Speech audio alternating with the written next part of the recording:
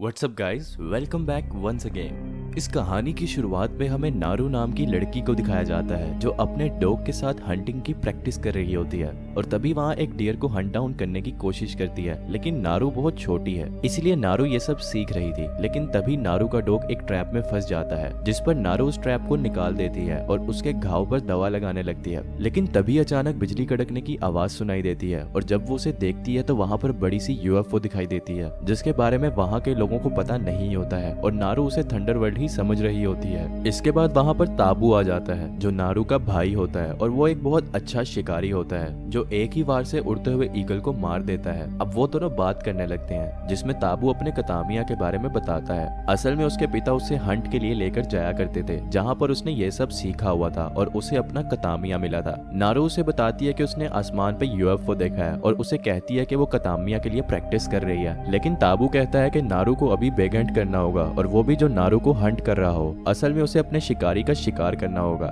इसके बाद नारू अपनी माँ से बात कर रही होती है और तभी वहाँ पर ताबू भी आ जाता है जो अपने साथ उस ईगल को भी लाया हुआ था जिसे उसने हंट किया था। इसके बाद सीन एक बड़े से शिप का दिखाया जाता है जिसे नारू ने आसमान पर देखा हुआ था और तभी उसमें से एक क्रिएचर पृथ्वी पर आ जाता है। वही नारू जंगल में घूम रही होती है और तभी जंगल की तरफ से कुछ आवाजें आने लगती हैं। जब वो वहाँ पर जाने लगती है तो उसे पता चलता है कि एक शेर ने किसी लड़के को उठा लिया है। इधर ताबू कुछ लोगों के साथ लड़के को ढूंढने के लिए चले जाते हैं और तभी उसके पास नारू भी आ जाती है। हम इधर देखते हैं कि एक शाम को उस क्रिएचर ने दो भागों में काट दिया था और वो क्रिएचर गायब होता है, मतलब कि किसी को दिखाई नहीं देता। वही ताबू उस लड़के को ढूंढ रहे होते हैं और उन्हें वो लड़का मिल जाता है जो पूरी तरह से जख्मी होता है क्योंकि शेर ने उसे मारा नहीं था बल्कि उसे घायल करके छोड़ दिया था। अब नारू उस लड़के को दवा देने लगती है। इसके बाद वो सभी उसे घर लेकर जाने लगते हैं और ताबू उस शेर को हंट करने के लिए निकल जाता है जिस पर नारू कहती है कि वो भी उसके साथ जाएगी। अब वो लोग उस शेर का इंतजार करने लगते हैं और तभी वहाँ पर शेर आ जाता है और एक लड़के को मार देता है। इसके बाद नारू पर भी अटैक करने लगता है। अब नारू उससे काफी डर जाती है लेकिन वो हिम्मत करके उसका सामना करती है और तभी नारू को वही यूएफओ दिखाई देता है जिससे उसका ध्यान उस पर चला जाता है और तभी शेर उस पर हमला कर देता है जिससे नारू बेहोश हो जाती है। इसके बाद नारू को होश आ जाता है और वो अपनी माँ के साथ घर पर होती है। उसकी माँ बताती है कि ताबू उसे छोड़कर अकेले ही शेर को मारने गया है, जिस पर नारू कहती है कि वहाँ पर शेर के अलावा और भी कुछ है और उसे वहाँ पर ताबू की मदद करने जाना होगा।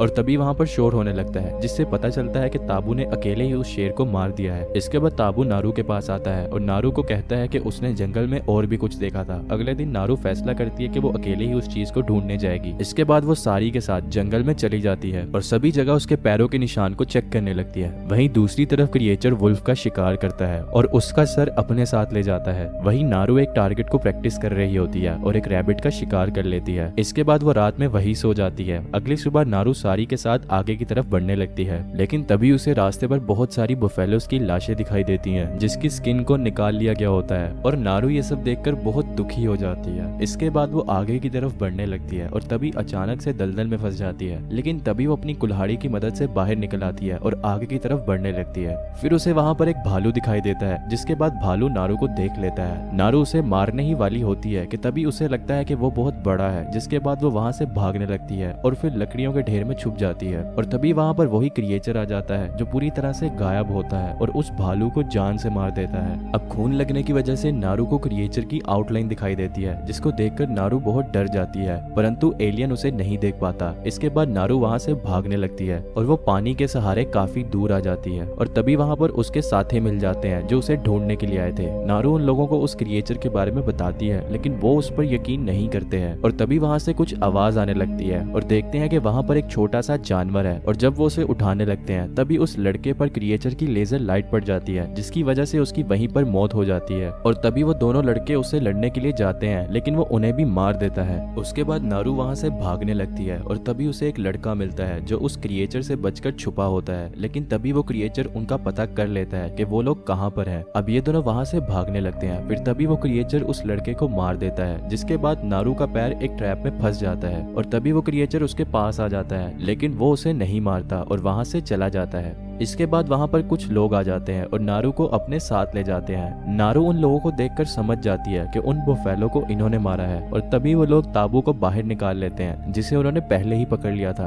अगले सीन में हमें नारू और ताबू को दिखाया जाता है जो एक रस्सी से बंधे होते हैं और वो लोग वहीं पर छुपे होते हैं क्योंकि जब वो क्रिएचर उन्हें मारने आएगा तो वो लोग उसे मार देंगे। और तभी वो क्रिएचर आ जाता है और उन दोनों को नहीं मारता बल्कि उन लोगों को ही मार देता है। इसके बाद वहीं पर और भी लोग छुपे होते हैं और उस क्रिएचर को मारने की कोशिश करने लगते हैं, लेकिन वो क्रिएचर उन सभी को एक एक करके मार देता है। इसके बाद ताबू और नारू अपने आप को छुड़ा लेते हैं और वहां से भाग जाते हैं। इधर नारू उन लोगों के पास सारी को लेने के लिए जाती है, लेकिन तभी वहां पर वो क्रिएचर आ जाता है। अब सारी को वो मारने ही वाला होता है कि वहां पर ताबू आ जाता है और उसके सर को काट देता है और उस क्रिएचर से लड़ने लगता है, जिस पर नारू भी उसे गन से शूट करने लगती है और तभी वो क्रिएचर वहां से गायब हो जाता है। इसके बाद ताबू नारू से उसके सर को लेकर जाने के लिए कहता है और तभी वो क्रिएचर ताबू को मार देता है। वहीं नारू घर आ जाती है और अपनी माँ को ताबू के मौत के बारे में बताती है। अगले सीन में हम नारू को एक रिवर में देखते हैं जहाँ पर उसे इस क्रिएचर का एक गैजेट मिलता है जिसे लेकर वो उसे लड़ने के लिए चली जाती है। अब नारू उसे अपने गन से शूट करने लगती है जिससे उसका हेड गियर नीचे गिर जाता है, जिसे लेकर वो दूसरी जगह पे आ जाती है। अब वो उसे एक जगह पर रख देती है और उसके आसपास ट्रैप लगाने लगती है। इसके बाद वहां पर वही क्रिएचर आ जाता है जिसे नारू उस पर हमला करने लगती है और अपने ट्रैप की हेल्प से उसका एक हाथ काट देती है, लेकिन तभी वो क्रिएचर उसे मारने ही वाला होता है कि नारू उसका तीत निकाल देती है और उसे घायल कर देती है, जिसके बाद दलदल में गिरा देती है और उसे वहीं पर मार देती है।